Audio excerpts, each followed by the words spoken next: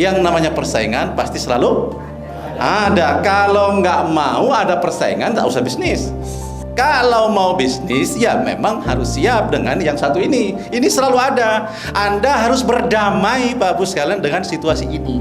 PR terbesar bagi seorang business owner adalah kita terlambat bagaimana people development. Suksesor kita selanjutnya, kita atau bahkan tim kita gitu. Saya ada 5 yang harus segera pensiun, memasuki usia pensiun. Nah ini kan menjadi tantangan juga buat saya, ini bagaimana, padahal saya mendidik, menciptakan orang yang saat ini menjadi orang kepercayaan saya, itu tidak mudah karena mereka sudah ikut, ada yang 10 tahun ya, ada yang sudah ikut 15, dan mereka sudah terbentuk dan culture-nya sudah kuat. Ini menjadi PR terbesar. Mungkin hampir 90% perusahaan di dunia ini problem dengan namanya people development.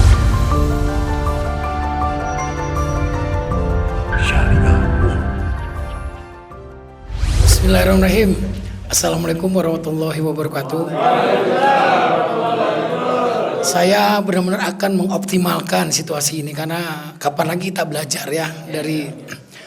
Jadi kebetulan orang tua punya usaha di bidang rumah sakit tipe C dan klinik mata dan juga apotek, Pak. Mungkin pada saat zaman pandemi kemarin, COVID, wah untuk rumah sakitnya luar biasa, Pak. Kita sampai dapat hampir 100 M. Tapi setelah kesini ternyata ada hal yang membuat kita itu saat ini mau tidak mau, suka tidak suka, kita harus hadapi. Salah satu contoh misalnya kompetisi. Sekarang ini tidak lagi membatasi dokter luar itu nggak boleh masuk. Sekarang tuh dokter luar masuk dan mau dibayar local rate. Kalau dulu kan dibayarnya sebagai ekspatriat. Sekarang mereka mau dibayar local rate. Ya jadi luar biasa ini kompetisi ini gitu ya. Itu yang pertama. Terus yang kedua teknologi. Dulu kita sangat terbantu dengan adanya Halodoc. Ternyata sekarang Halodoc bikin apotek sendiri. Kemudian Halodoc punya tim dokter sendiri. Dan Halodoc punya rumah sakit sendiri. Ya, akhirnya apa? Dulu kita terlena, termanjakan kalau dengan adanya Halodoc, pasien begitu datang ke rumah sakit langsung pulang. Karena apa? Karena obatnya nanti ada yang ngantar. Ya, obatnya semua di ini. Ternyata dari situ kita tidak sadar. Di situ adalah terjadi pencurian data. Jadi data pasien, kemudian data obat, mereka punya database-nya. Ya itu mungkin salah satu yang harus kita ini. Kemudian lagi kita hadapan dengan generasi, dulu ada milenial, nah sekarang ini generasi Gen Z ya. Kita sudah lakukan analisa. Ternyata kalau orang itu kalau berangkat ke rumah sakit, belum lagi nanti bensin, belum lagi nanti parkir, belum lagi nanti pendaftaran kemudian konsultasi dengan dokternya, itu biayanya ada A sampai Z. Sedangkan sekarang dengan adanya teknologi, itu semua bisa hilang karena kita mungkin Bapak Ibu bisa cek, punya pengalaman. Cukup masuk ke sebuah aplikasi, tentukan kita mau konsultasi ke dokter mana, ya. Setelah itu selesai, ya hanya bayar kurang lebih sekitar 300 paling banyak, atau kalau misalnya ada butuh analisa antara 400-500. Tapi kalau datang ke rumah sakit bisa lebih dari itu. Ya, itu jadi ini hal yang buat saya sangat menyenangkan dan berbahagia. Jadi satu tadi mengenai adanya kompetisi. Yang kedua tadi mengenai teknologi. Nah, kemudian yang ketiga tadi Gen Z. Nah, yang keempat ini biasanya kita juga akan berhadapan dengan regulasi, ya. Regulasi rumah sakit sekarang sangat amat sekali ketat. Kemarin ketika kita mau buka cabang di Subang, kita kebentur aturan harus punya lahan minimal 6.000 untuk tipe C. Ya, ini sulit, ya. Terus kemudian di situ juga ada aturan tidak tertulis, modal yang harus ditanamkan minimal itu antara 100 sampai 200 miliar. Jadi kalau di bawah itu pasti dipersulit. Kita dibenturkan regulasi yang luar biasa. Nah ini saya mau belajar nih dari Parasda ini kan internet ya Pak. Nah, internet ini kan kok bisa sampai bertahan sampai saat ini. Padahal kan sekarang dengan adanya smartphone, ngapain juga kita ke warnet seperti itu ya Pak. Terus dengan Pak Tri, ini luar biasa nih. Pak Tri ini sekarang akan berhadapan dengan Starlink ya Pak. Ya, kebetulan saya udah ada 2 di rumah. Yang satu stay, yang satu mobile. Mobile itu artinya Starlink itu bisa saya bawa kemana-mana. Jadi di mana saja saya bisa mendapatkan akses internet. Kalau yang stay itu ya cukup di rumah gitu ya. Kalau mobile itu alatnya khusus. Nah itu bagaimana Pak dengan ini? Saya lihat Pak Arief ya, terus juga dengan Pak Arief bisa sampai survive dari mulai zaman pandemi sampai dengan sekarang. Dan Pak Arief dengan perusahaannya berkembang dari satu perusahaan sekarang jadi 4 ya Pak ya. Ya. Termasuk juga Pak Tri ya. Pak Tri juga berkembang ya. Dan Pak Rasa bisa survive. Nah itu mungkin bisa share Pak secara rahasia ilmunya apa sih Pak yang bisa Pak yang bisa seperti itu. Oke Pak, terima kasih. Jadi 5 hal itu Pak tadi Pak. Terima kasih Pak. Assalamualaikum warahmatullahi wabarakatuh.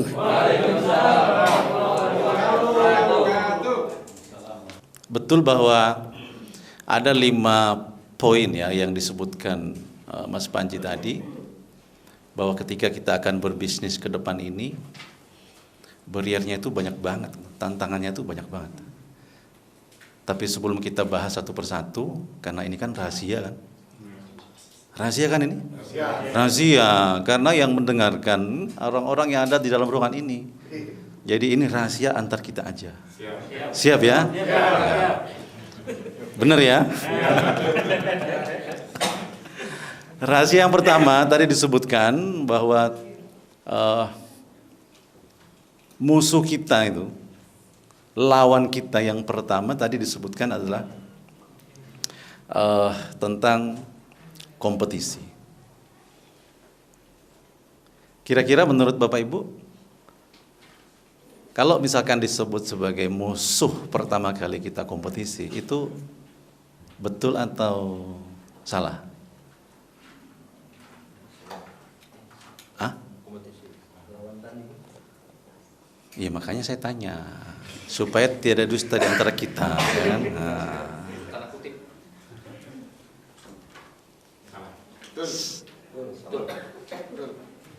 Oh ini ada yang betul, ada yang salah.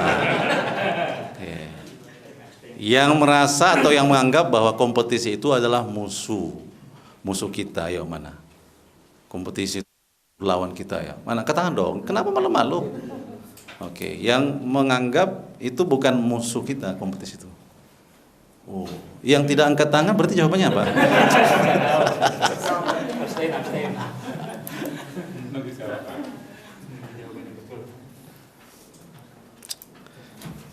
Kenapa dikatakan kompetisi itu adalah musuh kita ya? Kenapa ya? Tidak siap. Karena? Tidak siap. Siapa yang nggak siap? Yang merasa menganggap itu musuh. Oh, karena pelaku pengusaha ini merasa dirinya nggak siap sehingga kompetisi itu dianggap sebagai lawan atau musuh begitu ya. Yang lain ada? Kenapa kok kompetisi itu dianggap sebagai lawan? Kuenya akan terbagi. Wah, kuenya terbagi. Ya. Jadi gimana? Maksud contohnya gimana? Biasanya satu wilayah kita dapat kue 100, ada pesaing, jadi 50-50. Logika ini saat gitu. Oh gitu ya. Sampai sekarang itu diyakini begitu? Setelah masuk ke MC tidak lagi. Oh. Iya. Oh ini dulu ya. Oh dulu.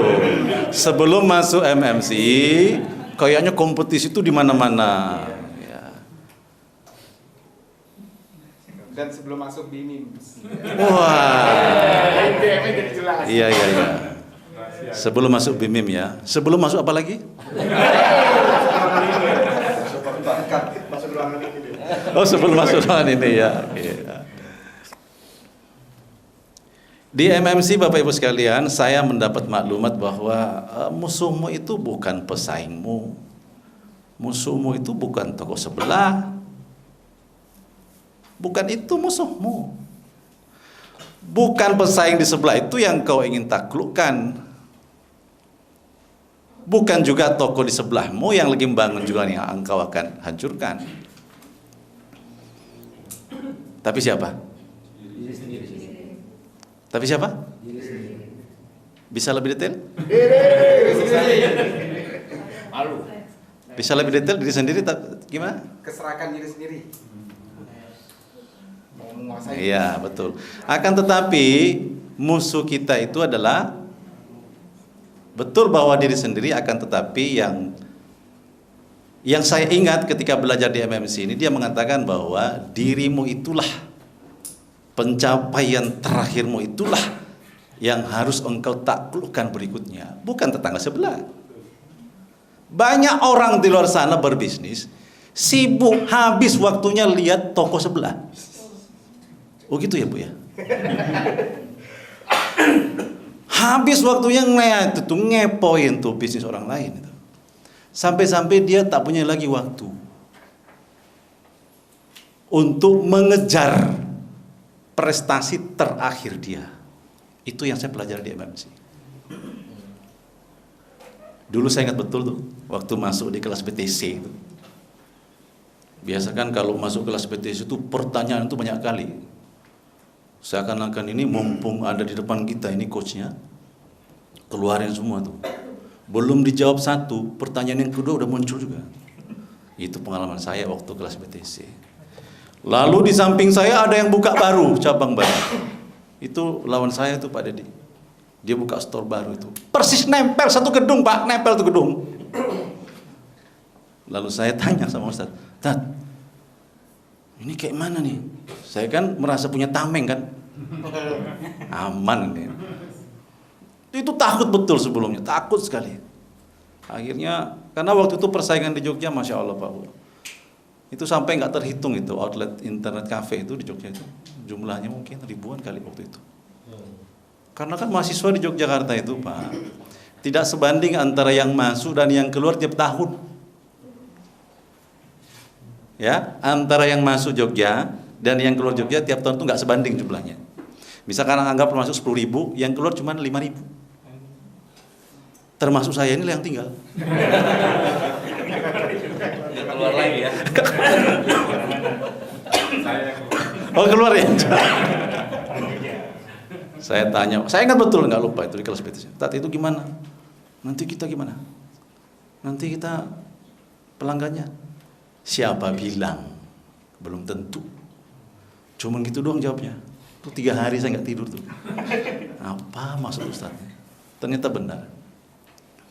Ketika kita sibuk melampaui pencapaian terakhir kita, Masya Allah tuh, tinggal tunggu aja, fokus aja.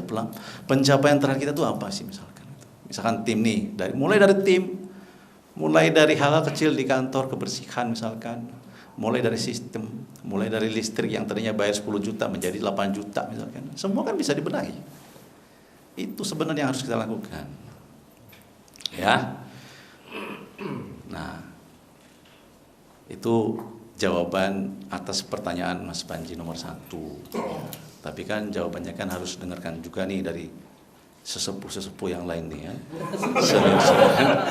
Ya kan? Ya Mas Sofian.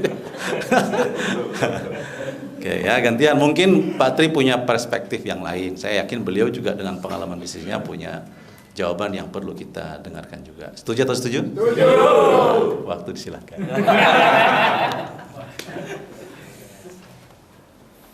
Bismillahirrahmanirrahim. Assalamualaikum warahmatullahi wabarakatuh. Waalaikumsalam warahmatullahi wabarakatuh. Ini suatu pengalaman yang luar biasa buat saya. Karena pertanyaan-pertanyaannya saya disandingkan dengan Starlink. Memang secara official Starlink itu distributorshipnya di Indonesia belum ada. Mudah-mudahan salah satunya nanti saya. Amin, amin ya nanti. Ya, semua pebisnis apa yang disampaikan Pak Rasda tadi hampir mengalami dalam proses perjalanan pasti sama. Tapi satu hal yang ingin dituju dari semua business owner yaitu pasti ingin punya bisnis yang sehat. Betul apa betul? Betul.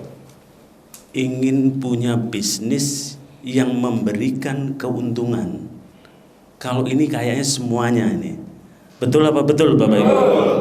Jadi semua pebisnis owner pasti ingin punya bisnis yang sehat, punya bisnis yang memberikan keuntungan, punya bisnis yang tumbuh dan berkembang. 3 inilah yang faktor semua orang ingin membangun bisnis. Tujuannya itu. Tapi kenyataan di lapangan tidak semudah 3 hal yang diinginkan tadi.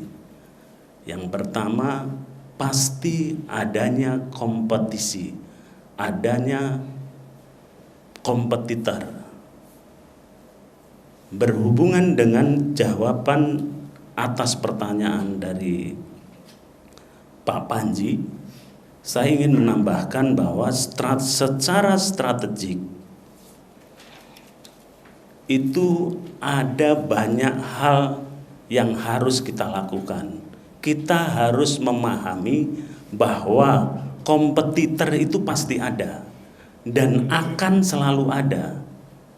Mau bisnis apapun, mau bisnis hal yang sekecil apapun, itu pasti kompetisi dan kompetitor itu ada dan pasti ada, dan bahkan akan jauh lebih berat ke depannya kompetisi dalam bisnis itu. Dulu mungkin Bapak Ibu sebagai market leader, dengan keterbukaan informasi, dengan kemajuan teknologi, dengan adanya internet, mudah sekali mengakses perusahaan atau produk yang paling laku itu apa. Jadi Bapak Ibu mungkin hari ini kompetitornya sudah bukan ratusan lagi, bahkan ribuan yang memfollow bisnis Bapak Ibu semuanya. Nah, saya ingin memberikan kiat-kiat yang telah saya lakukan. Siapa yang ingin segera mendapatkan ilmu pembelajaran ini? Kayaknya jadi seru ini. Mohon maaf, ini rahasia. Yang pertama, jadi Bapak Ibu harus paham tentang market. Jadi harus memahami marketnya dan kompetitornya.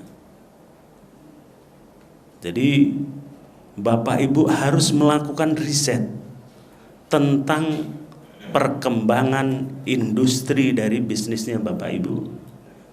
Dan yang pastinya kompetitornya itu siapa? Strategi yang dilakukan itu apa? Strategi yang dilakukan oleh kompetitor.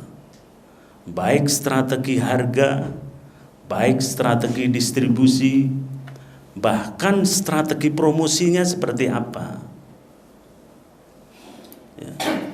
Jadi kalau kita sudah memahami market kita, kita akan bisa mendapatkan preferensi atas pelanggan kita.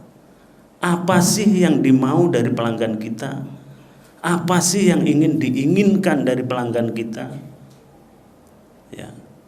Dan yang kedua, Bapak Ibu harus fokus dengan value, fokus kelebihan dan keunggulan dari produk dan bisnis Bapak Ibu. Jadi Bapak Ibu harus bisa memberikan value lebih terhadap pelanggan yang Bapak Ibu maintain saat ini. Jadi dari nomor 1 tadi, Bapak Ibu berikan value lebih. Jadi unik, pembeda yang kuat dibandingkan kompetitor itu apa? Dari produk dan bisnis Bapak Ibu saat ini. Sehingga value ini harus bisa menjawab atas frustasinya dari pelanggan Bapak Ibu, atas frustasinya dari ITM-nya Bapak Ibu, harus bisa menjawab atas problem permasalahan dari ITM-nya Bapak Ibu semua. Dan yang pastinya harus bisa menjawab impian, harapan, dan dream dari ITM-nya Bapak Ibu semua. Yang ketiga, ini kayaknya terlalu serius, jadi Ini karena rahasia. Nulisnya pun pelan-pelan, takut ketahuan sampingnya itu loh. betul. Iya, nulisnya juga kayak itu banget ya Pak. Jadi tegang banget ini. apa? Karena ilmu rahasia kayak jadi nulisnya juga rahasia juga. Jadi dari semua permasalahan tersebut, setelah tersolusikan oleh value dari bisnis dan produk yang kita punya, Bapak Ibu juga harus bisa menjalin komunikasi dengan pelanggan kita. Jadi harus bisa terbiasa mendapatkan atau menerima masukan dari customer kita, bahkan komplain dari customer kita, dan kita harus bisa memberikan jawaban yang memuaskan dari komplain dari customer kita, karena kita butuh customer yang loyal terhadap bisnis kita. Setelah kita bisa menerima dan memberikan solusi yang baik buat customer kita, kita bisa melakukan loyalty program dengan giving back. Ya. Jadi harus ada sesuatu interaksi, sesuatu yang kita kembalikan kepada customer kita.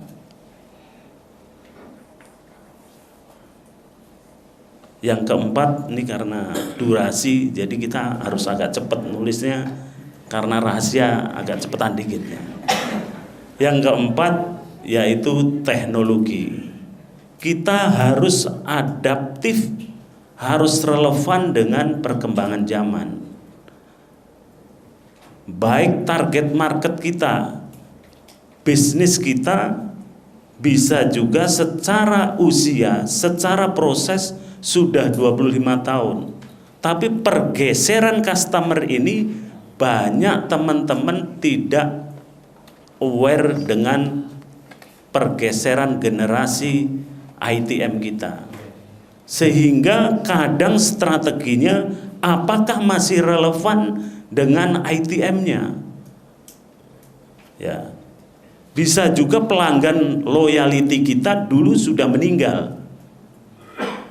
Dulu yang masih anak sekolah, yang top up-nya, saya kebetulan bisnisnya telekomunikasi, yang top up-nya cuma 10.000, sekarang sudah jadi manajer 20. Masih 10.000 juga. Pasti dengan strategi yang berbeda bisa naik dong Pak, jadi 100. Itu. Saya nggak ngerti rahasianya gitu. Nah inilah yang harus terus kita bisa memahami target market kita berdasarkan generasinya. Yang kelima, biar agak lebih cepat nih. Jadi marketing promotion yang efektif. Bapak Ibu juga harus upgrade kemampuannya. Jangan sampai gaptek. Umur boleh tua, tapi memanage bisnis itu harus terus relevan. Menggunakan media sosial yang efektif sehingga bisa menjangkau lebih banyak calon customer kita. bisa meningkatkan awareness dari brand kita. Karena generasinya berubah, jangkauannya lebih luas sehingga brand kita bisa dikenali oleh calon-calon customer dan ITM kita. Dan yang terakhir, kunci dari semua proses bisnis yaitu pengelolaan finansial yang rapi. Semua proses Bapak Ibu bisa eksekusi dengan baik, salesnya tinggi, tapi kalau finance-nya jebol, percuma Bapak Ibu. Jualan laku keras, duit perasaan masuk banyak, tapi kasnya lacinya kosong. Kayaknya dulu ada yang pernah kayak gitu. Dulu. Kenapa saya sampaikan itu? Saya juga pernah mengalami hal yang sama di bidang finansial. Jadi finansial yang bijaksana itu, pengelolaan yang bijak inilah yang menghantarkan kita pengelolaan bisnis akan lebih baik. Dan yang pastinya sebagai penutup, harus day to day secara operasional, monitoring secara finance harus benar-benar dilakukan. Mungkin akan lebih komplit dan lebih tajam lagi kalau kita dengarkan langsung dari saudara saya yang sudah makin growth bisnisnya, dan nanti bisa sharing dengan Bapak Ibu semua. Terima kasih, monggo. Sebelum dilanjutkan ya Bapak Ibu sekalian, di sini ini siapa nih? Siapa yuk? Kita ya. Jadi yang akan kita share di sini Bapak Ibu sekalian. Yang akan kita share di sini adalah ada 5 situasi bisnis yang akan terus terjadi sampai kapanpun. Terjadi melalui lintas generasi. Bisnis itu enggak jauh-jauh dari situasi 5 poin ini. Yang pertama ini kompetisi. Oke ya. Tadi soalnya pertanyaannya, rahasianya begitu. Nah, kita berbicara di kompetisi. Saya mau tanya sebelum ke Kang Arif, ada nggak pengusaha di luar sana ketika bisnisnya sudah bertumbuh, apa yang dilakukan? Contohnya, ketika bisnisnya bertumbuh, dia malah leyeh-leyeh. Alhamdulillah, rame ngantri. Di rumah ada tuh santai-santai tuh, mager, nggak kemana-mana, puas dengan pencapaian itu. Kenapa? Bisnisnya sudah bertumbuh. Pernah lihat pengusaha seperti itu? Di luar sana pernah? Oh. Di mana? Di mana? Oh, di luar. Di sini rahasia. Oh iya udah. Sangat ngaku ya. Ini saya pahami Pak Ibu sekalian waktu di MMC juga. Dulu terus terang saya terjebak dengan situasi itu. Ketika bisnis ramai Pak, waduh saya terus terang mencari mainan baru. Saya merasa melakukan kesalahan fatal di situ. Begitu cari mainan baru, bisnis yang ramai bertumbuh ini, ternyata samping kiri kanan tengok, keren juga nih bisnis sih. Akhirnya orang semua buka. Pas orang semua buka, kita baru bangun. Kenapa? Karena pergi jalan-jalan kan? Pernah melihat pengusaha yang seperti itu? Hah? Di mana? Rahasia. Karena rahasia ini cuman di sini aja ya. Disitulah Pak Bu sekalian yang harus kita pahami, bahwa ketika bisnis kita bertumbuh, justru kita harus merasa bertanggung jawab, harus lebih fokus di situ.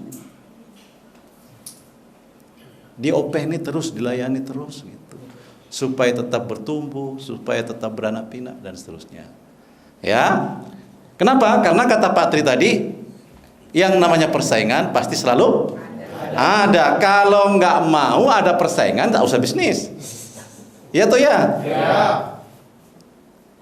Kalau mau bisnis, ya memang harus siap dengan yang satu ini. Ini selalu ada. Anda harus berdamai, Bapak Ibu sekalian, dengan situasi ini. Harus berdamai. Jangan emosi kalau ada kayak ini nih. Alhamdulillah, toko sebelah buka. Jadi sarana untuk saya memperbaiki diri dong ya, gitu. Jangan malah. Hah? Oh, malah seteles ya. Jadi yang namanya kompetisi itu sarana bagi kita untuk terus memperbaiki diri, memperbaiki bisnis kita gitu. Tanpa kompetisi, sebagian orang menganggap kita tidak akan mungkin bisa bertumbuh tanpa ada kompetisi. Jadi kompetisi ini bagus atau bagus? Bagus, tergantung sudut pandang kita. Siap atau siap?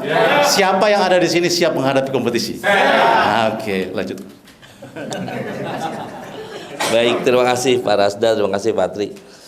Ini kesempatan ya buat saya untuk bisa belajar dari sahabat-sahabat semua juga ya. Tadi dari di sini ada Pak Rasda, Pak Tri, dan tentunya sahabat-sahabat semuanya yang luar biasa, yang tentunya punya keahlian dan punya kelebihan di bidangnya masing-masing. Sehingga diskusi ini saya yakin sangat bermanfaat untuk kita semuanya. Tadi menyikapi bahwa saat ini, saat yang namanya ketidakpastian, perubahan itu sangat cepat, betul-betul. Ya, saat ini tuh kita kadang-kadang suka bingung sendiri, loh, kok saat ini kok bisnis begini ya? Kok tiba-tiba saya ditinggal pelanggan ya?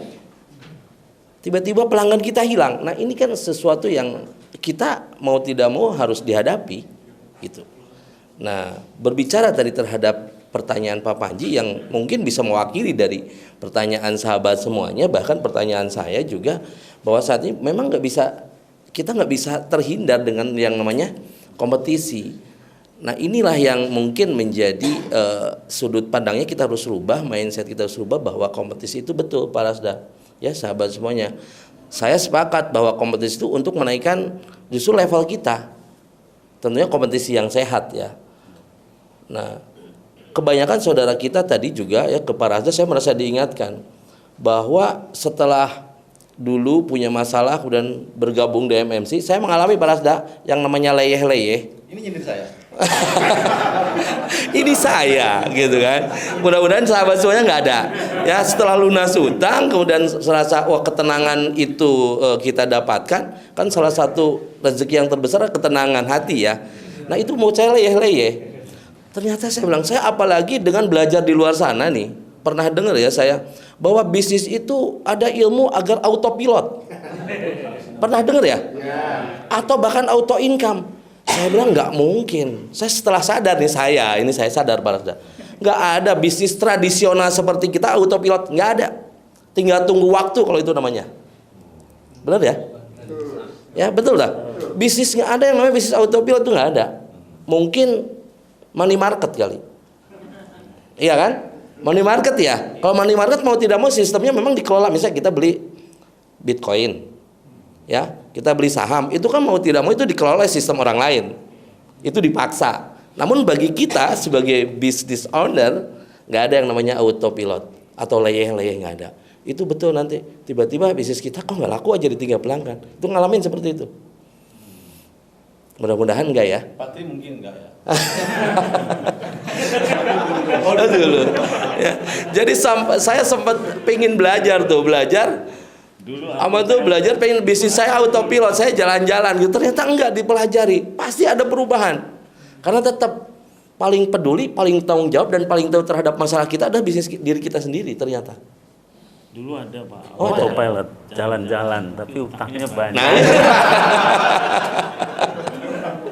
ya, jadi saya sempat berpikir juga, oh iya nggak ada yang namanya bisnis autopilot, nggak. Tetap kita namanya ini kan bisnis tradisional kita ya. Belum ada sistem yang betul-betul yang mampu menjalankan roda bisnis itu dengan sistematis dan tentunya luar biasa. Nah, bagi saya karena bisnis saya itu masih tradisional lah level-levelnya.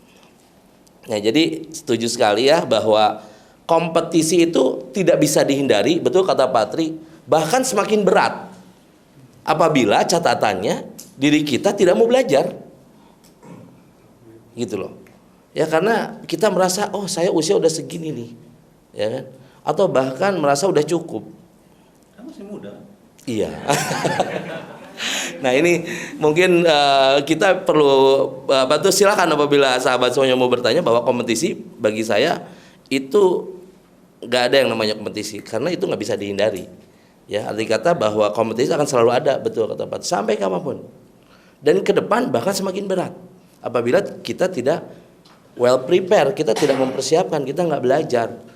Maka dari itu saya merasa bersyukur berada di dalam circle MMC ini, para Iya, jadi jangan pernah Betul. Jangan pernah merasa bahwa ketika kita berbisnis orang lain tuh tak ngintip, nggak pengen buka bisnis kayak kita. Jangan pernah menganggap begitu.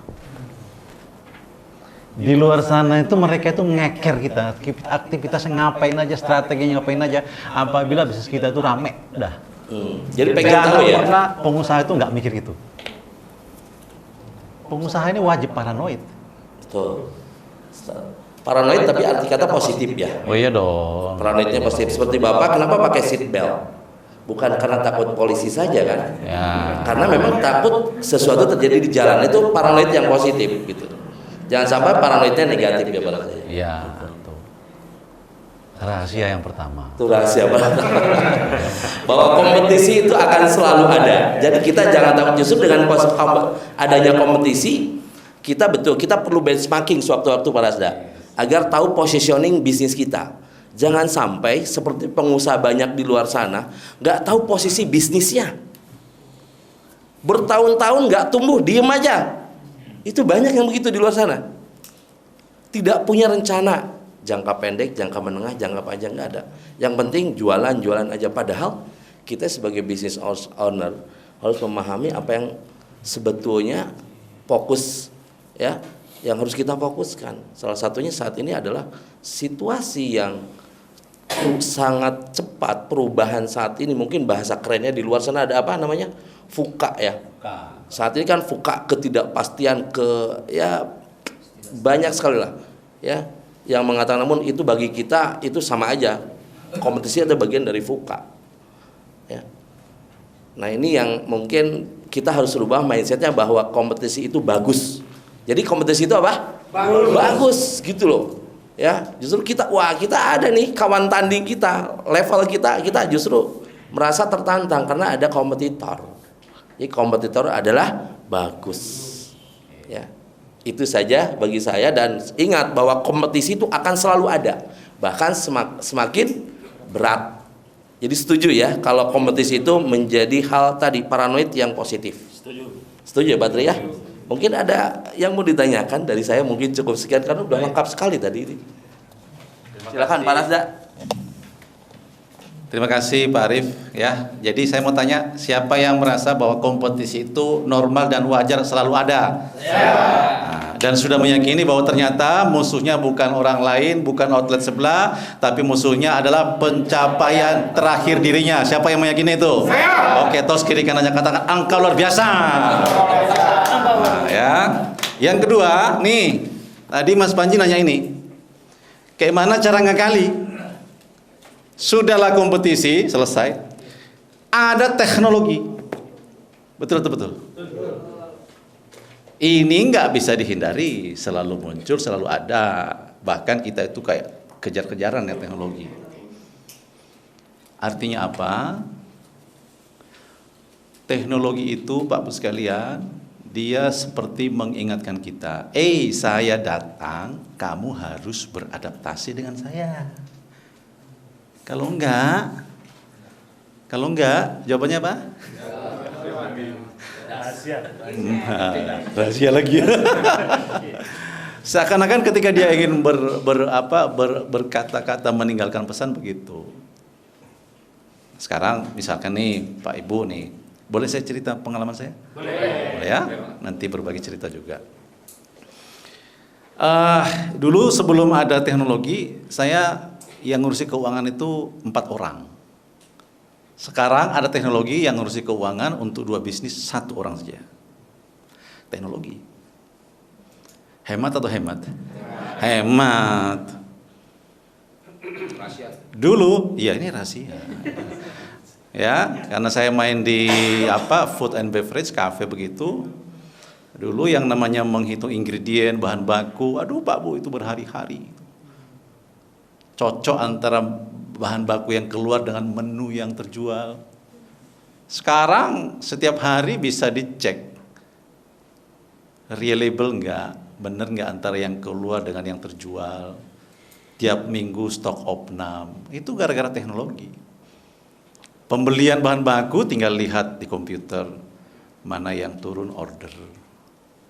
Jadi Pak Bu harus berdamai dengan teknologi. Saya kemarin agak prihatin melihat bisnisnya Pak Ahmad Sari. Beliau kan juragan terpal. Pak Ahmad Sari ini, saya minta beliau, Pak tolong perlihatkan kepada saya ketika ada yang datang membeli terpal, proses alurnya bagaimana? Boleh nggak saya gambar sedikit? Boleh.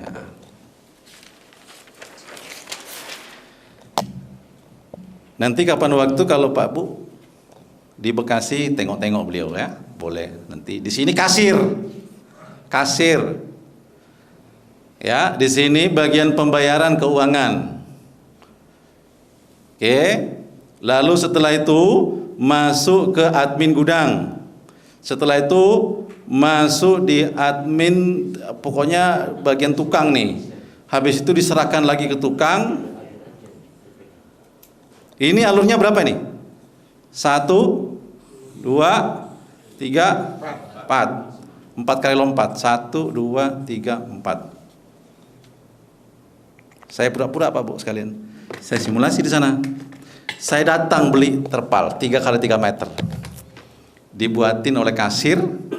Lalu saya dioper di bagian keuangan. Struk saya dioper ke admin gudang. Admin gudang lagi dioper ke administrasi bagian produksi dioper lagi ke tukang kepala produksi. Sampai di sini, Pak. Ya, sampai di sini dia nanya, "Sebentar ya, Pak, saya cek dulu stoknya ada atau enggak." Sampai sini. Di sini juga sama. Di sini waktu struk saya sampai sini, saya tak cek saya struknya ono pora, barangnya ono pora. Ya, teknologi ini bisa nggak ada, tapi dari sini bisa langsung ke sini. Saya bilang sama Pak Haji siap-siap ya, mungkin nanti ada yang hilang ini alurnya. Gitu. Memang begitulah teknologi. Karyawan saya dulu 100 dengan adanya teknologi berkurang menjadi 50%. Karena kita manfaatkan teknologi. Jadi Bapak Ibu mau tidak mau harus belajar, cari tahu apa sih yang bisa dia bantu teknologi terhadap bisnis saya ini. Oke ya, siap ya? Oke. Nah, ini Pak Bu sekalian, bisnis ke depan kita harus beradaptasi sama ini. Nggak boleh. Ini nggak bisa dilawan. Kalau kita lawan ya, pokoknya gimana caranya kita meleburkan diri ke situ. Oke, nah itu pengalaman rahasia dari saya. Sekarang kita dengarkan, tadi kan Pak Tri ya, sekarang Pak Arif dulu. Urusan Pak Arif mungkin bisa cerita pengalaman rahasianya bagaimana di bisnis kita itu beradaptasi dengan perkembangan teknologi. Ada yang bisa diceritakan ya mestinya ya? Banyak, oke silakan. Pak Tri dulu apa saya dulu? Oke, baik. Terima kasih. Betul, ancaman yang merasakan menjadikan ancaman kondisi ketidakpastian saat ini adalah teknologi. Ya, salah satunya ya saat ini dengan kita nggak bisa terlepas dari internet. Kemudian banyak sekali dari internet itu yang terdampak ya saat ini. Contoh setelah pandemi dengan banyaknya startup yang mengganti, ya kan, merubah bisnis. Sekarang mall coba, ya. Dengan adanya teknologi banyak bahkan yang tutup. Kemudian karena saya berbisnis di industri manufaktur. Di industri ini banyak sekali perusahaan yang melakukan efisiensi karena adanya AI. Ya, artificial intelligence atau kecerdasan buatan. Tadinya dalam satu land ada 10-20 orang dan tadinya jaraknya bisa sampai 30 meter, sekarang orangnya hanya dikontrol 2, di awal dan di akhir. Kemudian prosesnya dari 30 proses hanya menjadi 10 proses. Ini sesuatu yang sangat kalau kita nggak aware bisa terjadi dalam bisnis kita, bahkan bisnis kita mungkin jadi hilang nanti. Ya, jadi ini sangat ya salah satu betul itu jadi opportunity bagi salah satu bisnis saya gitu kan. Namun kita juga secara hati nurani ya kan, waduh kasihan kan, ini mata pencarian karyawan yang tadinya 30 orang hilang 28 orang gitu. Itu persoalan juga. Ya kan? Rahasia juga kan ini. Bayangkan loh, dengan teknologi baru Anda harus mengurangi. Gimana cara komunikasinya ke tim? Nah ini ya, saya salah satunya saya tidak, ini semuanya tidak ada kebetulan. Hari ini saya tadi posting ya, saya nggak pernah status WA, saya status WA.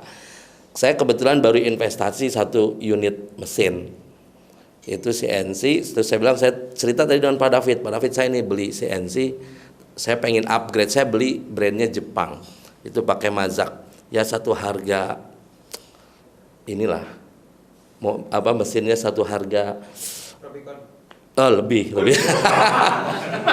ya kan. Namun ternyata betul saya menghilangkan sampai 3 mesin itu dibuat pakai 1 mesin, jadi 1. Betul. Dulu merasa mesin yang 5 tahun 10 tahun yang lalu saya beli itu udah teknologi tinggi, ternyata 10 tahun ke depan itu menjadi usang. Mungkin bisa jadi Bapak tidak disadari, beli handphone hari ini juga sudah tertinggal zamannya, udah usang ya. Jadi ini teknologi betul-betul sangat cepat sekali, apalagi elektronik tadi ya. Maka dari itu ini sebuah ancaman juga, ternyata tadi melay off berapa orang pabrik ya, sekarang semua udah pakai robot ya. Bisa jadi nanti bisnis kita juga ya mau tidak mau mungkin seperti Pak Rasda. Kalau misalkan sahabat punya karyawan ya, coba ditanya, sekarang ini teknologi kecerdasan buatan tadi itu sudah datang mendekat. Coba ditanya aja, kalau suatu saat kalian tuh digantikan oleh robot, gimana? Coba aja ditanya. Lalu apa yang harus kalian lakukan supaya Anda tetap bisa bekerja tanpa harus tergantikan robot? Coba. Apa jawaban mereka?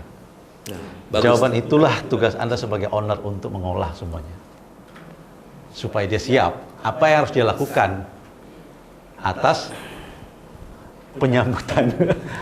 Apakah dia harus bekerja dengan gaya dan pola lama seperti itu? Ya, jadi itu tidak bisa kita hindari lagi. Ya, zaman saat ini yang perubahannya sangat cepat, teknologi juga menjadi sebuah, tapi kita tentunya harus siap, harus mempunyai tameng gitu. Ya, dengan serangan teknologi ya kita juga harus siap bagaimana agar bisnis kita tetap sustain gitu. Nah, ini juga betul sekali Pak Rasda ya, bahwa kita itu mengedukasi kepada tim. Saya sempat berbicara hal ini tuh terkait dengan kita berinvestasi dengan teknologi. Anda kalau tidak mau belajar, ya Anda akan tertinggal gitu. Nah, dibikin dengan bisnis kita. Ya. Mungkin saya sih, pengalaman saya seperti itu salah satunya. Ya. Terus itu mesin baru kemana? Dijual? Mesin lama. Mesin lama ya? Kita jual. Jual ya? Kita jual buat nambah beli mesin baru. Ada yang nampung nggak? Ada, karena tetap ya untuk saat ini ya sama akan terjadi pergeseran. Ya, yang mungkin baru memulai bisnis itu perlu mesin itu. Oh gitu. Jadi pemula itu selalu ada. Ya, ibaratnya bisa seperti mobil lah. Mobil second kan pasti ada yang beli gitu loh. Mesin second pun sama, ada marketnya. Gitu. Bisa tukar tambah, Pak. Tukar tambah nggak bisa karena udah usang teknologinya. Jadi teknologi ini betul ya menjadi, tapi kita juga tetap kita dari sudut pandang yang positif bahwa teknologi betul menjadi sebuah ancaman yang tidak bisa kita hindari. Namun justru itu akan menaikkan kapasitas diri kita, bahkan menaikkan bisnis kita. Tadi dengan tadinya berapa orang berapa step, sekarang enggak, hilang ya kan. Itu justru menjadi bagaimana bisnis kita mempunyai value nantinya Ya kan penting tadi Pak Tri juga harus mempunyai value bisnis kita, bagaimana kontrol, terutama ini tadi masalah kontrol keuangan itu sangat membantu sekali teknologi. Ya, jadi ada positifnya, ada juga negatifnya. Selalu ada. Ya, itu nggak bisa dihindari, positif negatif selalu ada. Gitu. Mungkin itu sih yang saya pernah yang saat ini yang saya lakukan. Di mau tidak mau kita harus siap dengan namanya perubahan teknologi. Namun teknologi ada usianya. Nah, yang tidak ada usianya adalah, maksudnya yang lebih panjang adalah people. Maka dari itu people, kalau mesin udah angus ya dibuang. Kalau kita tadi usia boleh tua, tapi kecerdasan kita bisa ditingkatkan gitu loh. Jadi kalau mau investasi yang paling bagus ya di people, di tim. Gitu. Karena manusia sendiri yang akan menjalankan teknologi. Oh, siap. Boleh. Ada pertanyaan? Enggak mau bertanya. Oh ya, mungkin dari saya sih itu ya. Silakan mungkin ada pengalaman lain dari sahabat semuanya atau Pak Tri nih, pengalaman teknologi ini bagaimana kita menghadapi perubahan terhadap teknologi, Pak Tri. Silakan Pak Tri. Terima kasih Pak Arif. Saya hanya ingin menambahkan saja bahwa perubahan itu sudah hal kepastian, terutama dengan teknologi. Jadi apa yang disampaikan Pak Rasda dan Pak Arif tadi, kita harus adaptif dengan teknologi. Jangan kayak sekarang, kalau di luar sana banyak pengusaha yang gaptek. Ini kan salah satu kita bagaimana bisa adaptif dengan teknologi. Teknologi harus direlevansikan dengan bisnisnya masing-masing, seperti yang disampaikan Pak Rasda dengan di ILC-nya, di manufaktur dari yang disampaikan Pak Arif. Jadi Bapak Ibu semua bisa relevansikan teknologi itu sesuai bisnisnya masing-masing. Teknologi itu kita mengajarkan atau memaksa bisnis kita untuk bisa stay relevan. Itu memaksa. Apa yang disampaikan di depan tadi oleh Pak Arif, kalau kita tidak relevan, tidak adaptif dengan teknologi, pasti akan ketinggalan dari sisi operation, dari sisi cost, dan sisi strategiknya. Mungkin itu saja. Terima kasih. Baik, terima kasih Pak Tri. Ancaman bisnis yang pertama di luar sana apa? Nah, yang kedua? Teknologi. Sekarang kita masuk yang ketiga. Ya, dari 5 yang ditanyakan tadi. Yang ketiga apa? Generasi. Sebagaimana kita tahu, sahabat sekalian, bahwa generasi ini pertanyaan saya nih, berubah atau selalu berubah? Berubah. Dulu pelanggan kita generasi apa? Kira-kira generasi apa ya pelanggan kita dulu ya? Milenial. Kolonial nih pertanyaan. Beda umur ya, kalau kita masih milenial lah ya. Masya Allah Bapak sekalian, saya itu diskusi dengan tim media itu sudah mulai agak nggak nyambung. Jadi dia menyampaikan campaign dari sosial media yang mereka bangun, itu bahasanya udah bahasa-bahasa ini. Saya pun tanya dulu, ini maksudnya apa ini? Ini lagi viral Pak. Masa Bapak nggak tahu gitu? Saya digituin. Ini viral ini, Bapak nggak tahu ya, katanya gitu. Artinya apa? Mereka itu Pak Bos sekalian punya sandi-sandi, punya bahasa-bahasa sendiri yang hanya diketahui oleh mereka. Bisa jadi generasi baby boomers kayak kita ini sudah tidak menjangkau, bisa jadi, ya toh ya. Maka karena pelanggan kita itu selalu berubah, kita lah harus merasa bertanggung jawab juga untuk menyesuaikan bisnis kita dengan adanya perubahan generasi itu. Perubahan generasi, perilaku mereka itu kan berubah juga, iya toh ya. Jadi konsep bisnis kita ya harus ngikutin apa yang mereka mau, bila kita masih ingin bertahan di level itu. Ya. Nah, ini generasi Pak, ya, generasi. Selain itu Bapak sekalian, Di generasi ini, nih, harus kita perhatikan. Marketnya berubah. Terus perilaku karyawan itu pun berubah juga. Sekarang kalau nyari karyawan generasi Z tuh, aduh ya Allah manja-manjanya, minta ampun Pak. Belum kerja belum apa udah nanya Pak, saya di sini dapat fasilitas apa aja. Gajinya berapa, Pak? Iya tuh ya. Terus terang saya tuh suka bukan saya, tim saya suka ditanya gitu. Alhamdulillah saya sudah nggak pernah menginterview ya. Jadi itu sudah tim semua yang interview. Nah ini karyawan Pak Bu sekalian di sini.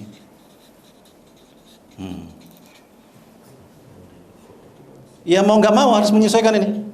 Dari sisi apa? Yang pertama dari sisi market kita, yang kedua dari sisi karyawan. Bapak Ibu sekalian, yang namanya pelanggan itu dia pasti selalu berubah orientasi. Oke. Hari ini pakai produk kita, besok apakah dia tetap pakai produk kita? Belum tentu. Harus pahami. Jangan kaget ben heran. Begitulah pelanggan selalu berpindah-pindah orientasi, selalu berubah orientasi. Tidak ada pelanggan yang loyal, gak ada. Anda kalau mau healing dengan keluarga coba cek, sudah berapa tempat healing, staycation gitu misalkan, atau sekarang kan lagi booming tuh. Bikin apa tuh Pak Deddy? Di tengah hutan atau di pinggir jurang tuh. Glamping tuh. Coba aja. Anda paling ke sana sekali nggak mau lagi ke sana kan? Pindah lagi kan cari yang lain. Begitulah pelanggan di luar sana terhadap produk kita. Apa yang harus kita lakukan terhadap situasi begitu? Ini yang paling bertanggung jawab.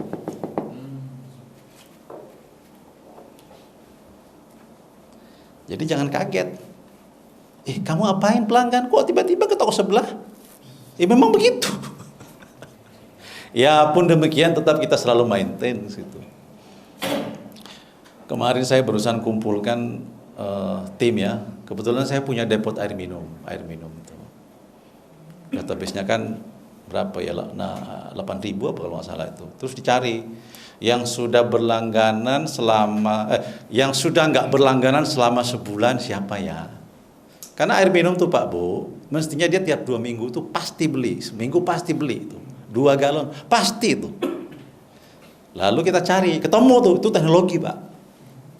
Di situ bisa ketahuan siapa pelanggan yang sudah nggak berlangganan sebulan. Nah, ketemu tuh 200 orang, hari ini sudah di WA satu-satu. Teknologi. Balik sini tadi. Yang kedua kita pengen tahu kenapa dia kok nggak beli lagi gitu, kita harus tahu. Ya, tanggung jawab siapa di situ? Kita nih. Makanya kita harus punya banyak pengetahuan supaya ketika ini terjadi, kita sudah punya tameng, sudah punya antibody, sudah punya jurus, sudah punya ilmu, sudah punya pengetahuan, sudah tahu cara jawab dan tahu apa yang dia harus lakukan. Pengetahuan. Ya. Siap meningkatkan pengetahuan? Siap. Berapa persen? Oke. Nah, ini generasi. Patri mungkin punya pengalaman generasi. Ya, silakan. Ya, sebagai seorang pebisnis kita harus terus tadi bahasa relevansi terhadap perkembangan zaman. Nah ini ada perubahan pergeseran generasi seperti yang saya sampaikan di depan bahwa target market kita, ITM kita juga pasti akan berubah seiring dengan pertumbuhan bisnis kita. Berapa lama kita membangun bisnis ini? Nah, ini pergeseran ITM kita. Nah, begitu ITM kita berubah, strategi-strategi kita yang akan kita lakukan tidak bisa lagi menggunakan strategi waktu kita set up company dulu. Berarti ITM bisa berubah? Pasti. Bisa berubah ITM? Ya. Kan Bapak Ibu kan sudah familiar lah ya dengan kata-kata ITM kan? Sudah pada masuk BIMIM semua kan ini? Kok jawabnya nggak meyakinkan? Mana yang belum? Siapa yang Jujur, mana yang belum? Bimim? Belum. Pelanggaran. Harus wajib. Itu bahasa-bahasa Ibu Mim ITM tuh bagus sekali. ITM ya, harus tahu ITM kita. Kalau kita nggak tahu ITM, capek jualan, capek asli. Kita jualin semua orang yang belum tentu beli. Ngapain coba? Betul Pak Tri ya? Betul. Jadi ITM bisa berubah. Pasti. Nah, ITM bisa bertambah nggak? Pasti bertambah, harus. Bisa kan? Bisa, bertambah variannya. Bisa Itu ITM. kalau sudah ikut Bimim Pak, kalau tahu. Bagaimana para perawakan? Oke ya. Dan juga generasi itu bukan hanya ITM saja, tapi karyawan kita. Jadi regenerasi karyawan ini harus terus kita lakukan. Apalagi perusahaan saya perusahaan teknologi, perusahaan digital, yang tadi disampaikan oleh Pak Rasda bahwa relevansinya pun juga di internal kita harus mengikuti. Tim kita pun juga harus menyesuaikan. Begitu target market kita, ITM kita berubah, otomatis yang dulu kita ambil contoh, dulu belum adanya marketing media sosial. Dulu kita nggak ada iklan marketing, ya biasa promo biasa, baliho, flyer, koran, radio. Nah sekarang ada tim khusus, bahkan ada konten kreator, ada tim marketing digital, bahkan ada tim khusus yang namanya editing, tim khusus untuk copywriting. Jadi copywritingnya sendiri ada sendiri-sendiri. Nah, ya itu kalau sekarang masuknya sudah ke tim marketing media sosial. Jadi jangkauannya lebih luas, bisa menjangkau calon pelanggan-pelanggan baru yang lebih luas, dan membangun yang terutama yang perlu di set up juga membangun awareness dari bisnis kita atau dari produk kita. Mungkin itu saja, Pak Arief. Mungkin ada ditambah. Mungkin Kang Arief mau nambahkan? Generasi. Baik,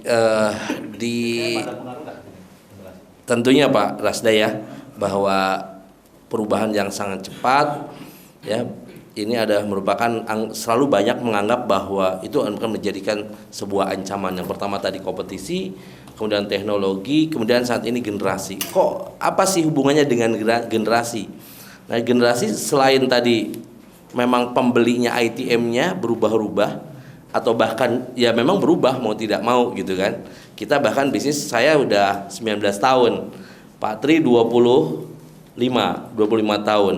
Nah selain tadi pembelinya marketnya berubah ya, Pak Tri dulu zamannya mungkin bukan data ya Pak Tri ya, voice ya kan, berubah ke data. Ini kan sangat dampaknya Pak Tri pasti merasakan bagaimana itu ya terhadap keberlangsungan bisnis, sehingga itu di situ terjadi perubahan yang sangat besar, sehingga pasti ada yang berguguran Pak Tri ya. Berapa persen yang berguguran Pak Tri itu?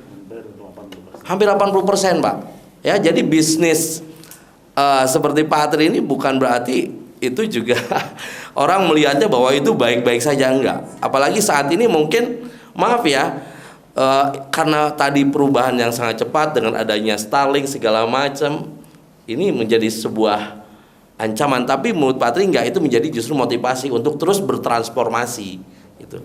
Nah tadi marketnya berubah, kemudian karyawan. Nah pengalaman saya seperti mungkin bapak-bapak atau ibu semuanya apakah aware atau enggak nih, saya beberapa waktu lalu gitu ya, mungkin awal tahun, saya coba menganalisa terhadap bahkan memapping tim perusahaan saya. Kan ada berapa ratus karyawan, kita mapping dari mulai skill dan usia. Ternyata beberapa karyawan saya sudah memasuki usia pensiun pertengahan tahun ini, dan ternyata orang itu adalah salah satu orang kepercayaan. Betul kan? Itu yang kadang-kadang kita merasa, oh iya memasuki masa pensiun. Padahal kita menyadari bahwa yang menjadi salah satu mungkin PR terbesar bagi seorang business owner adalah kita terlambat bagaimana people development. Suksesor kita selanjutnya, kita atau bahkan tim kita gitu. Saya ada 5 yang harus segera pensiun, memasuki usia pensiun. Ya. Nah ini kan menjadi tantangan juga buat saya ini bagaimana. Padahal saya mendidik, menciptakan orang yang saat ini menjadi orang kepercayaan saya itu tidak mudah. Karena mereka sudah ikut, ada yang 10 tahun, ya, ada yang sudah ikut 15 dan mereka sudah terbentuk dan culture-nya sudah kuat. Nah untuk mencari penggantinya yang 5 ini gap-nya terlalu jauh setelah saya analisa. Ini menjadi PR terbesar. Mungkin hampir 90% perusahaan di dunia ini problem dengan namanya people development. Suksesor berikutnya itu tidak mudah, gitu. Gap-nya terlalu jauh biasanya. Ya. Jadi ini generasi bukan hanya sebagai karyawan, tapi ternyata bisa juga mungkin secara tidak disadari. Saya menyadari gitu. Dengan bisnis saya nih Pak Rasda, Pak Tri, apakah anak saya mau ya melanjutkan bisnis saya? Nah ini juga jadi PR gitu. Sudah kita besarkan, ya kan, bisnisnya, bahkan gitu sudah siapkan sekolahnya, anak ternyata dia punya ide lain karena lingkungan. Waduh, ini Pak Rasda yang saya kebayang juga gitu kan Pak Tri. Ini padahal kita udah bela-belain, dibagusin, dibesarin, kita perjuangkan gitu kan. Kita pikirkan, kita set up sistemnya sesuaikan dengan keinginan dia. Ternyata ya aku mau bisnis aja ini di Bandung. Coba bayangin. Ada nggak Gen Z yang sudah mulai masuk situ? Saya sudah ada. Sudah ya? Sudah ada. Waktu itu saya diskusi dengan Pak Tri. Pak Arif harus masukin Gen Z. Pak Tri tantangannya Gen Z tahu sendiri kan dia, saya bilang. Pokoknya saya hari Sabtu maunya libur. Coba bayangin, belum bekerja. Dia mau saya Sabtu sama Ahad nggak mau diganggu Pak, saya nggak mau masuk. Healing, itu waktunya saya healing sama nongkrong sama temen. Itu coba, itu belum bekerja. Tapi waktu itu saya diskusi dengan Pak Tri, Pak Arif yang penting dia di perusahaan kita ada warna Gen Z dulu. Walaupun dia biasanya idenya cepat tapi gagalnya cepat, tapi nggak apa-apa. Yang penting sudah dapat ide dulu, saya berpikir. Gitu Pak Raza. Memang kan Gen Z itu cepat ide, dapat ide tapi cepat gagal. Dia tuh nggak sustain, enggak jiwa fighternya nggak ada. Kalau generasi baby boomers idenya? Idenya ngambang, ngambang ya. Jadi itu yang menurut saya dari generasi ini. Sebagian dulu awalnya saya menganggap ini sebuah ancaman ya. Saya tadi untuk menjadi suksesor berikutnya, memang ya saya saat ini sedang rekrutmen. Ya mencoba rekrutmen karena itu yang mungkin salah satu yang dipilih, tapi itu juga bukan salah satu pilihan terbaik. Kita bisa meng-hijack dari orang ya, perusahaan orang, namun pasti ada konsekuensinya. Culture-nya belum terbentuk. Dia belum tentu keberterimaan di perusahaan kita itu besar. Tim yang lama itu biasa agak protektif terhadap orang baru, merasa itu sebagai ancaman. Jadi banyak sekali kalau di generasi ini kalau kita bedah, kita diskusikan, aduh banyak sekali nih sebetulnya PR-nya.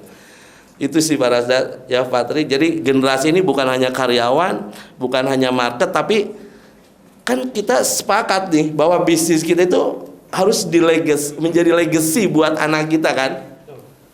Nah ini yang ini juga salah satu yang mungkin harus kita pikirkan atau kita bahas nanti. Jadi di waktu khusus bagaimana nih ya kita memikirkan generasi ini itu bagaimana gitu.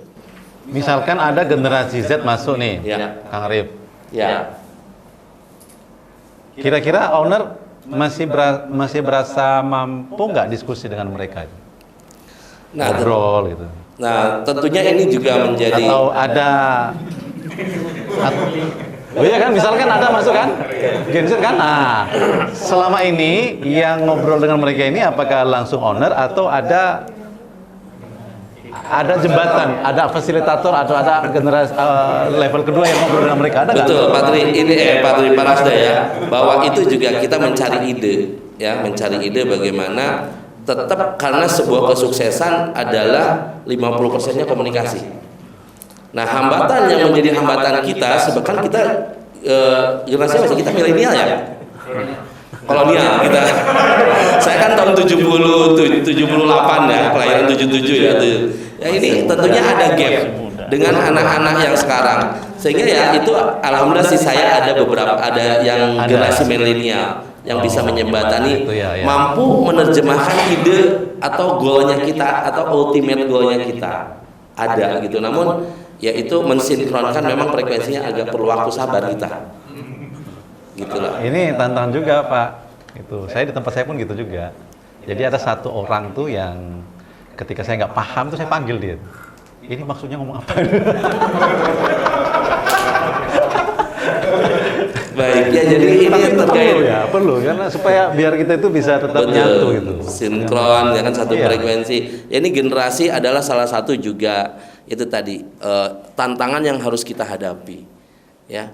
Karena ini juga kita harus bagaimana dari ketiga ini kita harus mampu ya, kita analisa problemnya, kita mampu menerjemahkan problem-problem ini sehingga nanti kita ada ide-ide ya bagaimana bisa menyelesaikan ini. Ya mungkin itu sih saya yang sebetulnya kita bisa gali lebih dalam sih Pak Rasda Badri. Oke, siap.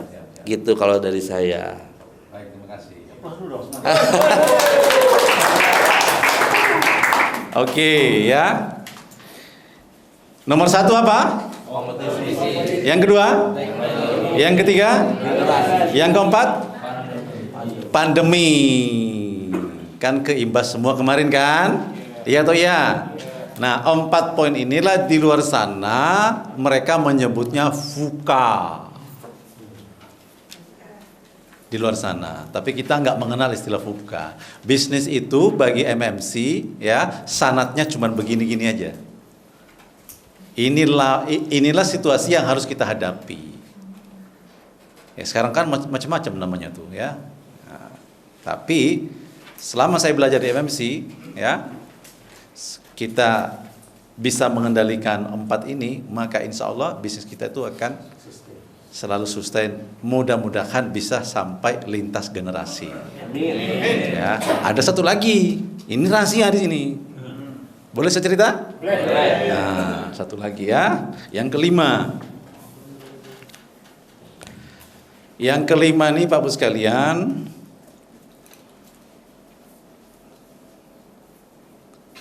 disebut sebagai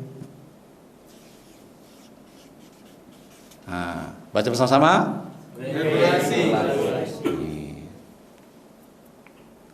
Ada nggak bisnis di luar sana yang akhirnya nggak bisa ngapa-ngapain karena terkena kebijakan alias regulasi? Ada tuh ada?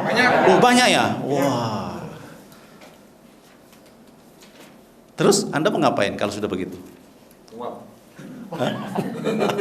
Gowes. Ayo. Mau bentak-bentak, mau muring-muring ke yang bikin regulasi? Mau panggil lo? Enggak akan bisa Pak sekalian. Ayo, gimana caranya? Regulasinya berubah. Di zaman Soeharto tuh sering tuh berubah regulasi. Ketika Soeharto nggak suka dengan seseorang, ya, ini konon ya ceritanya begitu. Nanti kalau ada yang salah tolong dikoreksi. Soeharto itu bisa merubah regulasi ketika dia nggak suka dengan seseorang tertentu, nggak mendukung dia. Awas gue, enteni bisnis. Gitu dia Pak. Mau gimana coba? Kita nggak ada di situ. Kita lagi menuju ke situ, ya atau ya? Mudah-mudahan suatu saat MMC ini bisa menentukan regulasi di negeri tercinta. Itu yang kita harapkan. Kita itu mau menuju ke situ, Pak sekalian. Kenapa? Karena kita itu maunya ya, bisanya sekarangnya cuma nerima doang nih. Coba saya mau nanya, apa yang bisa kita lakukan ketika berubah nih dan berdampak langsung dengan bisnis kita? Coba. Jadi, halo. Disinilah Bapak Ibu sekalian pentingnya tameng bagi seorang pengusaha. Rahasianya di sini.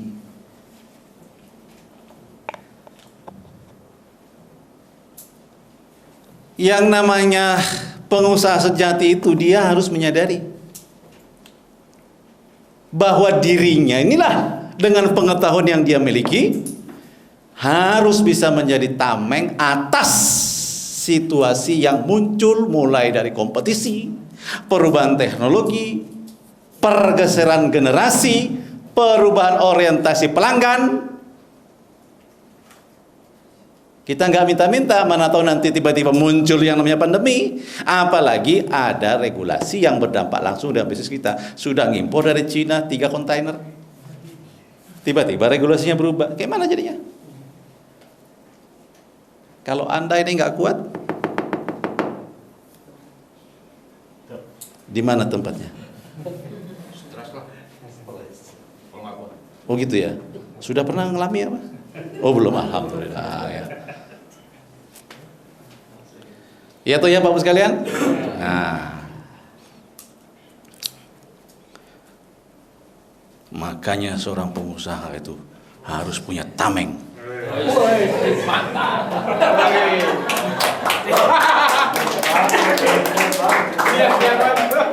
Kapten MC ini. Kapten MC.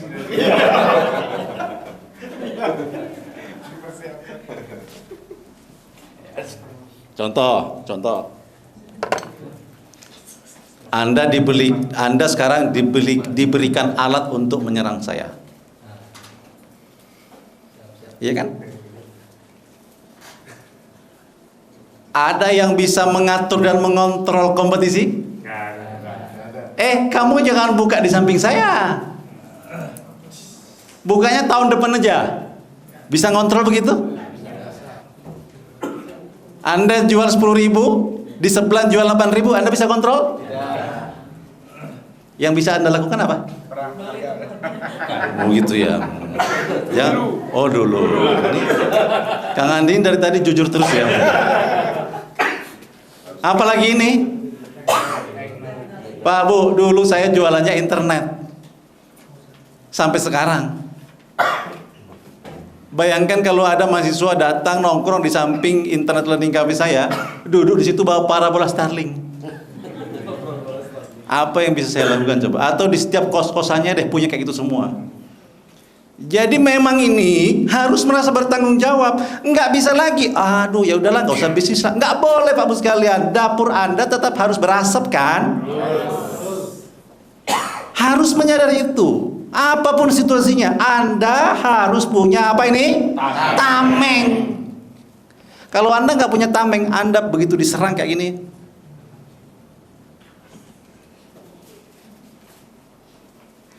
minimum kejantanan Anda sudah mulai nggak berfungsi, alias terganggu. Nih. Apalagi ini? Oh. Ngakunya loyal. Jangan percaya Pak. Maksud saya Anda tetap harus manggil leads baru, nggak boleh berhenti. Leads masuk terus. Mau yang ada udah loyal ngomongnya misalkan pun nggak boleh Anda berhenti. Leads harus masuk terus, nggak boleh berhenti. Panggil leads banyak. Itu kan di TTFM sudah diajarin tuh. Yang sudah ikut TTFM mana? Yang belum? Allah. Itu urusan datangkan leads di TTFM. Ya, pandemi kita nggak minta. Begitu banyak perubahan yang kita susun Pak Bu, gagal berantakan gara-gara tamu tak diundang ini. Apalagi semuanya mereka yang ngatur. Jadi Anda harus menyadari, harus punya apa? Tameng. Nah, Anda sudah punya alat serang. Sekarang silakan serang saya. Nah, saya di sini, ya tuh ya. Siapa yang bisa ngontrol kelima hal ini? Siapa? Saya mau tanya sekali lagi. Berarti siapa yang bisa mengontrol kelima hal ini? Saya. Siapa yang bisa mengontrol kelima tamu tak diundang ini? Saya. Kitalah Pak Bu sekalian. Dengan cara apa? Harus punya tameng.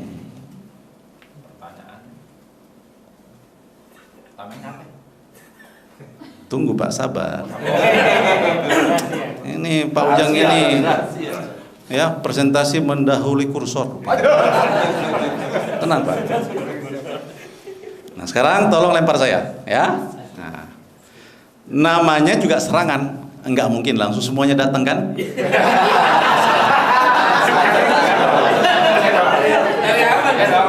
Mohon maaf, ini yang ngomong sudah punya tameng soalnya. Jadi bagi dua ya. Nah, ini kan, loh, saya mau tanya, 5 hal ini tadi langsung muncul semua bareng? Enggak, satu-satu? Ya ada masanya kalau gitu. Yo, sekarang bagi 5 berarti. Nggak apa-apa. Nih kelompoknya Mas Fajar dan Pak Sunardi di belakang, nah bareng-bareng lempar saya. Nah, ayo, lempar saya, ya, lempar saya, Pak Fajar dan Pak Sunardi ke sana nih. Ayo. Berdiri dong, berdiri. Nah. Oke. Harus tujuh kan? Apanya yang 7? Tar dulu dong. Ya. Ini ceritanya pengusahanya Mas David.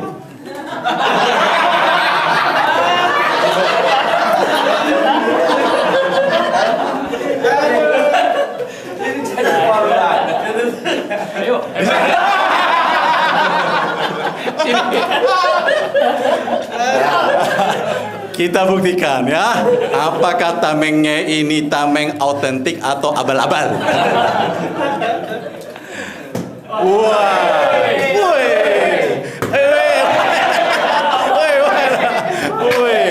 ada berapa yang lolos? Ada berapa yang lolos? 1 yang lolos ya. Ada nih lolos nih. Tadi ke bawah, kena ini. Iya kena kan, tapi kan lolos ya kan? Serangan bebas kemana aja. Iya. Nggak boleh diatur. Masa serangannya mau bilang, nanti serangnya agak kiri-kiri, kan begitu juga kan? Nah, apa maknanya ini? Kurang apa? Kurang tanggap. Dia punya tameng pun kadang jebol. Iya tuh ya? Iya. Apalagi kalau tak punya tameng. Ayo, terima kasih Kang Daud. Tos dulu dong. Wah, oke, Masya Allah ya. Silakan duduk. Nah, pengusaha berikutnya adalah Pak Warjo, sini Pak. Sini. Nah, berikutnya ya, dari Kang Andi sampai Pak Ujang. Nah, sini Pak. Kita buktikan apakah Pak Warjo sudah punya tameng yang berfungsi dengan baik atau tameng yang abal-abal. Nah. Oke. Bentar dulu, nanti saya jangan nih.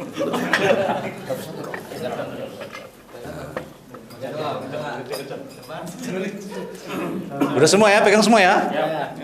Mas Ang mana? Berdiri dong. Satu lagi. Saya agak deg-degan ini. Ini banyak artis MMC di sini.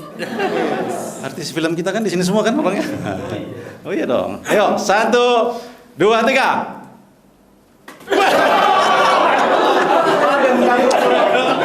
Kok Pak Ujang kok dendam kali? Kok dendam kali tadi lemparnya? Gak apa. Oke, lewat satu. Ayo, 1, 2, 3. Oke. Wow, lewat. Wow. Masya Allah. Berikan aplaus untuk Pak Warjo. Oke ya, Masya Allah, luar biasa. Nah, sini. Ayo Pak Dedi sini. Ini satu lagi. Jangan. Pak Dedi di sana. Saya mau ngumpul ngelipat tuh Pak. Ayo, Kang BG dan tim yang sini berdiri, Kang Andi berdiri semua, ayo.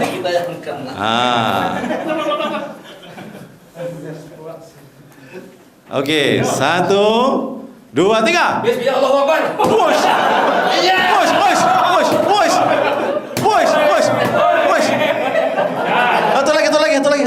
Satu lagi tadi mana? Woi. Oke, berikan aplaus untuk Pak Dedi. Luar biasa ya. Enak jauh, kalau jauhnya enak, ada jarak dekat.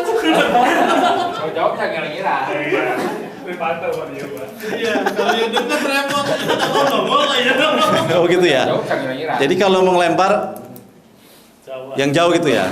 Oh iya. Kompetisi jauh-jauh dong gitu ya. Itu serangan saya lebih dekat sekali. Pengusaha memang maunya begitu. Oke. Boleh saya cerita? Boleh.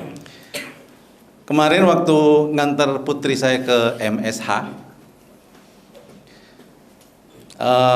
saya naik taksi online. Cerita saya ini sudah saya posting di LinkedIn dan ternyata teman-teman di LinkedIn itu semangat itu bahas kasus itu. Dan itu kisah nyata. Saya tanya, Pak, sudah lama bawa taksi online? Baru sebulan, Pak. Oh ya? Ya. Sebelumnya di mana? Saya jadi driver di salah satu perusahaan farmasi. Ya. Yang punya salah satu petinggi lah Pak di Indonesia ini. Pasti Bapak kenal kalau saya sebut. Gitu ngomongnya dia. Oh gitu ya? Iya. Lalu kenapa kau berhenti? Kami semua dipecat. Ada sekitar 24 orang itu Pak dipecat. Gara-gara apa? Saya kan kepo kan. Kenapa kau dipecat? Dia bilang, saya dipecat gara-gara saya mengikuti sistem yang lama. Sistem driver yang lama yang saya ikut. Jadi saya itu ikut-ikutan Pak. Saya itu sebenarnya kena dampak. Memangnya apa yang mereka lakukan? Mereka itu kalau isi bensin ke mobil, misalkan ngisi bensinnya 70.000, minta struk, minta bon, beli bon ke pegawai pom bensin. Di situ bonnya yang dia tentukan 150.000. Emang bisa? Bisa Pak. Itu pegawai pom bensinnya bisa ngotak-ngatik. Wah, saya baru tahu juga itu. Jadi penasaran, pengen ngetes kali-kali gitu. Bener nggak sih gitu? Apa iya gitu.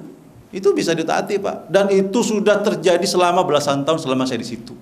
Kalau nggak seperti itu, memang kenapa? Kalau nggak seperti itu, biaya operasional nggak nutut Pak. Saya ngantar barang, harus bongkar muat, harus ngapain di jalan segala macam, parkir, ojek, Pak Ogah, itu kan semua biaya. Itu semua udah dilakukan trainer, driver senior. Suatu ketika orang pusat datang, numpang di salah satu mobil, lalu dia lihat kejadian itu. Sejak itu Pak malapetaka terjadi. Ketahuan sudah. Akhirnya kami semua dipecat, drivernya ganti semua. Saya mau tanya terhadap sahabat semua yang ada di sini, itu salah siapa ya? Ayo. Kira-kira salah siapa itu? Salah terjadi pemecatan maksudnya Pak pertanyaan. Hah? Salah pecat rahasia. Enggak, ini kan boleh kita diskusi kan? Boleh banget. Cerita saya barusan itu ada di mana? Sebenarnya kalau ada di sini ada nggak? Regulasi. Karyawan.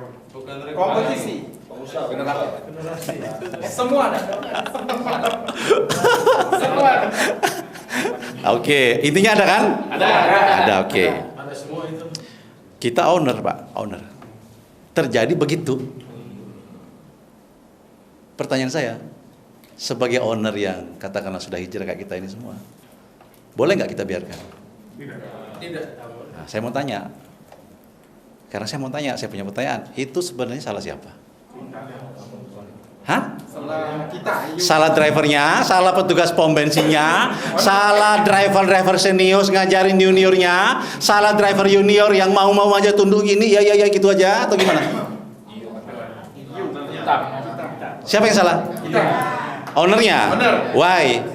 Kenapa? Karena? Monitoring. Tidak tahu ini perputaran. Oke, ya. Itulah Pak Bos kalian butuhnya yang namanya tameng tuh, ya. Nih. Kenapa owner dianggap salah? Oke, nggak punya tameng. Oke, terus? Memang ada tanggung jawab owner. Oke, anggaplah si owner ini punya karyawan 100 orang. Dia bertanggung jawab tidak terhadap perilaku karyawannya. Tanggung jawab. Atau, yang penting kau kan sudah saya gaji. Kamu kerja benar, mencapai target, selesai. Kau jujur atau enggak, itu bukan urusan saya. Itu urusanmu dengan Allah. Gitu ya, owner itu? Oh enggak. Jadi gimana?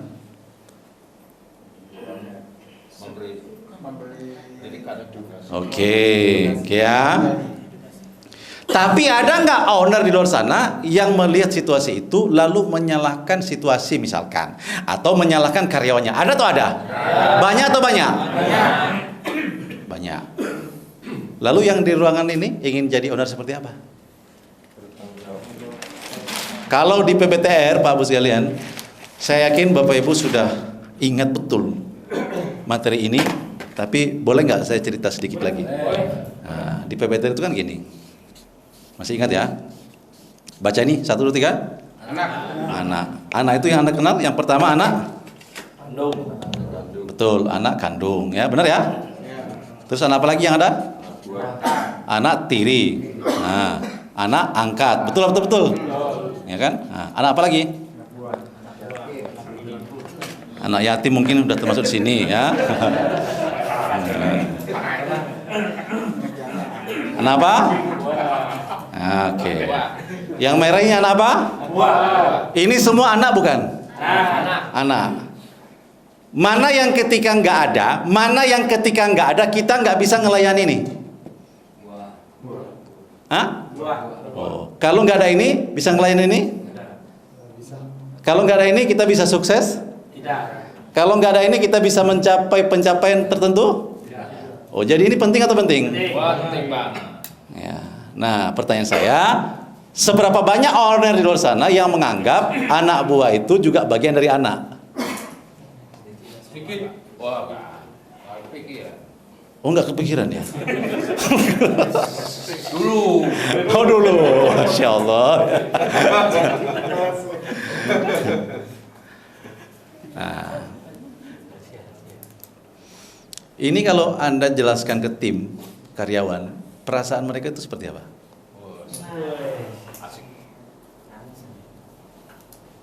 Apa yang ada di dalam hati mereka, Pak? Persepsi beliau terhadap ownernya. Namanya anak, boleh nggak marah? Boleh nggak ngarahkan? Meminta juga boleh. Iya, tapi levelnya di level kita pun gitu Pak Bu, marahnya marah kasih sayang ke mereka ini, bukan marah membenci. Kenapa? Karena kalau nggak ada ini nggak bisa terlayani. Mana bisa? Emang bisa? Ini tameng juga. Jadi Pak Bu sekalian, saya mau cerita. Boleh saya cerita? Boleh. Alhamdulillah di MMC ini Pak Bu, dulu saya Pak Tri, Kang Arif, Kang Daud, semuanya ada di sini. Mungkin saya dengan Mas Daud ini angkatannya hampir-hampir sama. Saya masuk MMC itu 2015. Di MMC ini Pak Bu, kalau Anda ingat, event apa yang Anda ingat? Atau yang sudah diikuti? Banyak kan? Ada berapa program di MMC kalau Anda tahu? Saya ingin nanya aja, berapa program kira-kira? Ayo dah, TBE, PBTR, MBUPB, MHBHB, TTFM, udah 5. BIMIM 6. Betul, IS udah lama enggak tuh? Eksekutif strategi, UBL. Apalagi udah 8 terus? SPI, apalagi? Event. Ini lebih kurang ada 9 event Pak Bu sekalian. Dan ketika Anda bisa merangkai ke 9 event itu, sebenarnya itu sudah lebih dari cukup untuk tameng bisnis Anda. Besok ada MHBHB, tamengnya apa? Dengan MHBHB Pak Bu sekalian, saya cuma menggunakan satu kunci. Tim saya itu ngomong, Mas BG, Pak, kita mau naikin harga. Maksudnya kita mau naikin harga. Emang bisa Pak. Coba. Kenapa? Karena di MHBHB itu ada satu kunci yang saya ingat tuh, pay by result. Jadi gajilah orang itu berdasar hasil. Jadi maksudnya gini, jadikan karyawanmu itu kaya, pendapatannya tak terbatas. Kalau karyawan kamu itu kaya, maka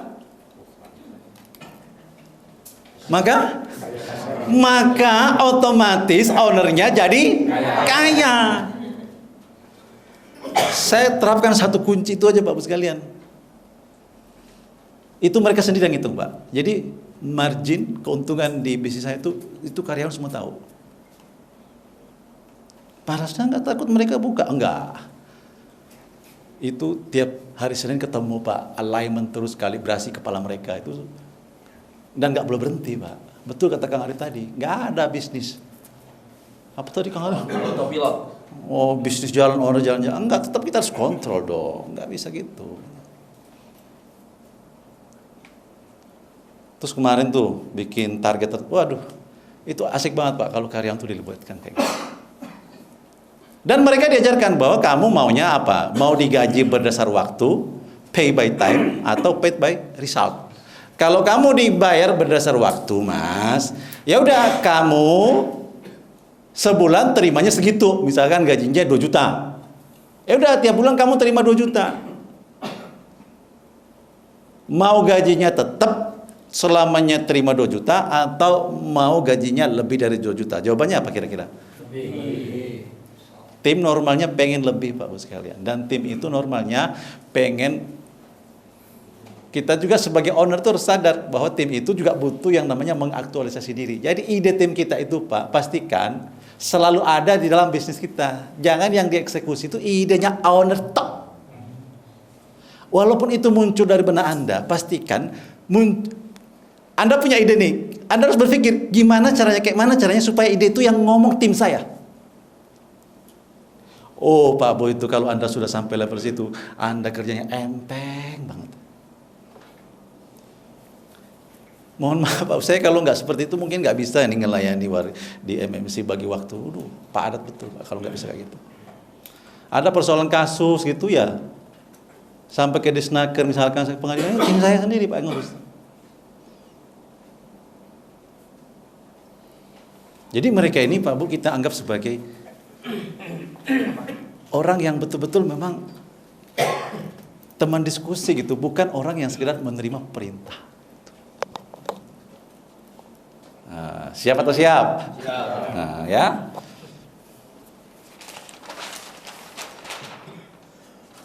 Siapa yang siap menganggap timnya adalah anak mana? Yang menganggap timnya sebagai anak, mana orang yang siap? Oke. Anak ada berapa tadi? Ada 4. Yang pertama apa? Yang kedua? Yang ketiga? Oke. Mana yang lebih penting untuk melayani yang ketiga ini? Anak buah. Ya. Gitu Pak ya. Nah. Ini Pak Bus, ini semua yang kita diskusikan di sini itu adalah rahasia ya. Rahasia ya. Nah. Yang merah ini apa? Tameng. Nah, tameng itulah Pak Bu sekalian yang ada di kepala Anda. Jadi apa yang masuk di sini itulah yang akan jadi tameng Anda.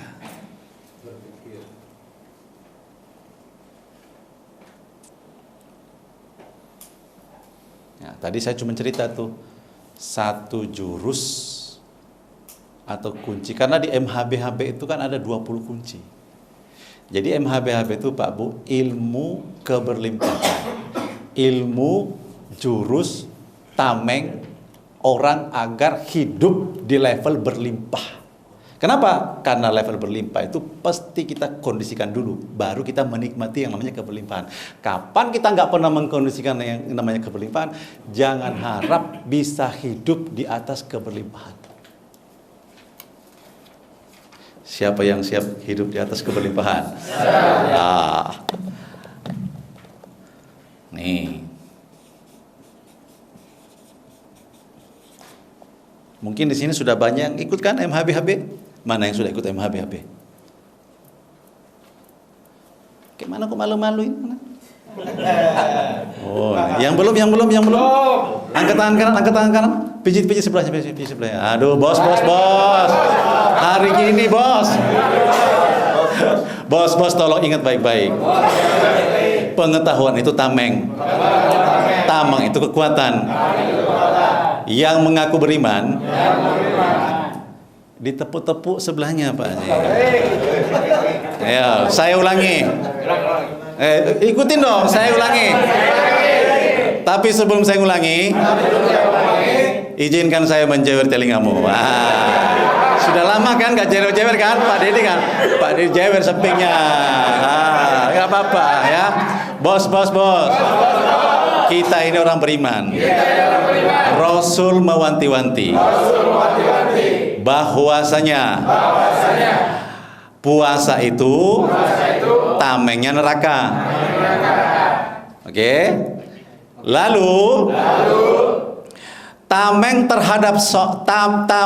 terhadap seseorang di dalam pertempuran wajib ada di level punya banyak tameng. Rasul yang cerita, Rasul yang menghendaki. Jadi ketika engkau ingin memenangkan pertempuran, kata Rasul, wajib punya tameng. Apa yang terjadi kalau Anda bertempur tak punya tameng? Punya tameng saja belum tentu. Ini buktinya tadi. Berapa banyak yang lolos? Ya, itu rahasia. Rahasianya. Mungkin itu ya, Bapak Ibu sekalian.